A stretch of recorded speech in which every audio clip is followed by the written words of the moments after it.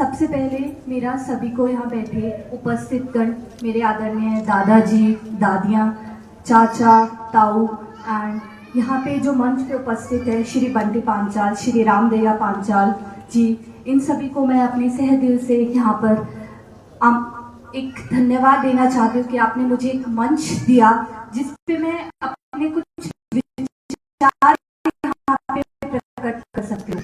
मैं बहुत ही विभिन्न चीजों से कनेक्ट करना चाहती हूँ। सबसे पहले कि हमारा जो भी समाज है उसके पीछे रहने की वजह क्या आप सभी ने बैठ के कभी सोचा कि क्या कारण है? क्या हमारे पास कोई आर्थिक चीजें नहीं है? क्या हमारे पास खुद का सपोर्ट नहीं है? क्या हम लोग सामने के कार्य करते हैं? हमें बैठ के उसकी चीजें ढूंढनी होगी कि कैसे हम उसको ऊपर लेके जा सकते हैं। मैं एक स्टूडेंट हूँ, अभी नए ऑफिसर्स उसमें आई हूँ। मेरे हिसाब से एक कमी है शिक्षा की, क्योंकि शिक्षा एक वो क्षेत्र है जो हम सबको यहाँ पर ऊपर उठाकर लेके जाएगा। और सबसे अच्छी बात मेरे लिए यहाँ पे कि कितने छोटे छोटे बच्चे यहाँ पर बैठे हैं, कितनी सारी लड़कियां यहाँ पर बैठी है जिनको काश मैं मोटिवेट कर जाऊं कि वो अपनी जिंदगी में एक सशक्तिकरण बने। जो बार बार यहाँ पर बोला जा रहा है कि सशक्तिकरण हो, सशक्तिकरण है। शिक्षा ही एक वो माध्यम है जो आपको और ऊपर लेके जाएगा, जो आपको एक समाज में, एक देश में एक नाम दिलाएगा।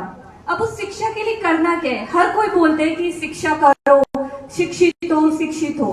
हमने देखा है कि 8वीं 10वीं में बच्चे पढ़ते हैं, अगर हम उन्हें मैथ्स के नॉर्मल क्वेश्चंस पूछते हैं, कई बार क्या होता है बच्चे को हिंदी में समझ में आता है, हम इंग्लिश मीडियम में डाल देते हैं। कभी उन्हें समझाते नहीं कि हिंदी मीडियम में कि 5 + 3 8 होता है। कभी आप बैठ के उसको समझा के भी देखो। कुछ बच्चे होते हैं जिनमें दिमाग बहुत तेज होता है, वो जल्दी समझ जाते हैं, पर कुछ होते हैं बहुत ऐसे होते हैं कि जिनको समझाना पड़ता है। तो आप अपने बच्चों को समझो कि उसको किस भाषा में समझ में आ रहा है। आज कोई भाषा ये जरूरी नहीं रखती कि वो इंग्लिश है, हिंदी है या फिर पंजाबी या फिर और कोई भाषा बोल रहे।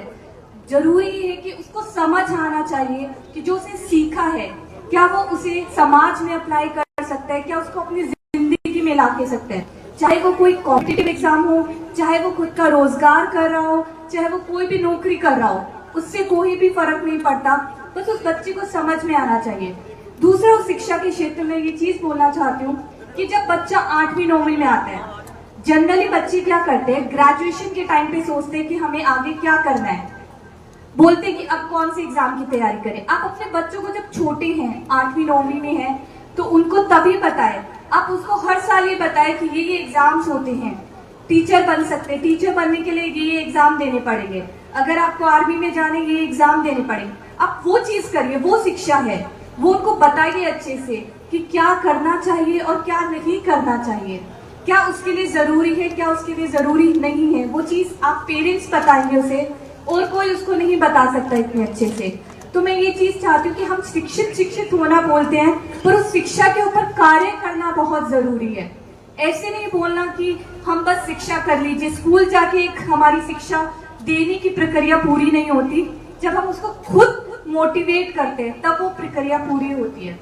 इसके अलावा एक ये बहुत अच्छी चीज है, आज यहाँ पे सब लोग बैठे हैं, कितने सारे बच्चे बैठे हैं, सब हमने इतने सारे लोगों के बारे में सुना, सब कुछ बोल रहे हैं। कहीं ना कहीं बच्चे यहाँ पे मोटिवेट हुए हैं कि हमें क्या करना है, कैसे करना है।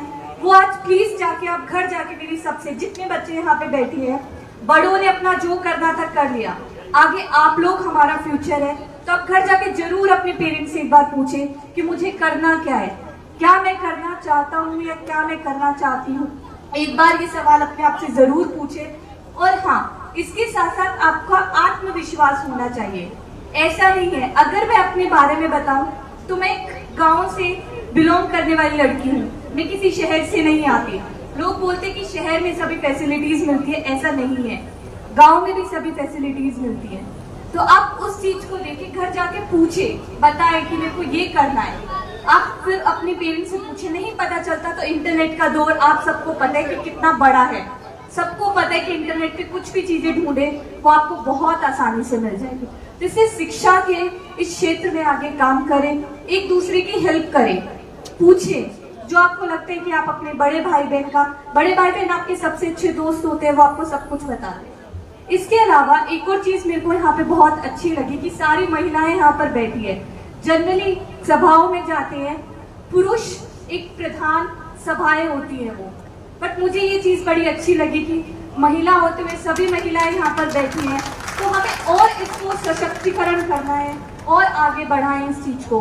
बस मैं यही सब बोलना चाहती हूँ। इसके अलावा समाज की जो भी चीजें हैं, वो मुझसे बड़े बुजुर्ग यहाँ पर बैठे हैं, वो बहुत अच्छे से जानते हैं वो चीजें कैसे होती है। शायद थोड़ा जीवन में अनुभव पाने के बाद मैं वो आपको बता सकती हूँ, पर अभी मैं छोटी बहन होने के नाते आपको बस यही चाहती हूँ जितने भाई बहन मेरे यहाँ बैठे हैं वो भी आगे बढ़े, तरक्की करें। धन्यवाद।